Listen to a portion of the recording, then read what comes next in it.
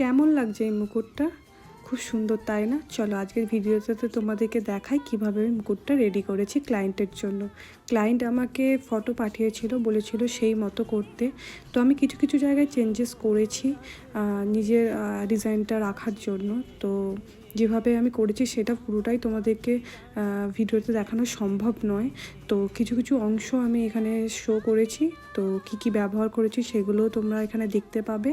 তো এইভাবেই আমি লাইন্সগুলোকে দিয়ে হাইলাইট করছিলাম মুকুটটাকে। আর মাঝখানে একটা দেখো, তুমি দেখতে পাবে যে ছোট পুঁতির একটা মালার মতো ওই জায়গাটা দিয়ে ডিজাইন করেছি, হাইলাইট করেছি। এটা খুবই সুন্দর লাগছিল মুকুটটাতে দেখতে। তো ব্রাইড চেয়েছিল পুরোপুরিভাবেই একদম হোয়াইট পালসের উপর দিয়ে মুকুটটা।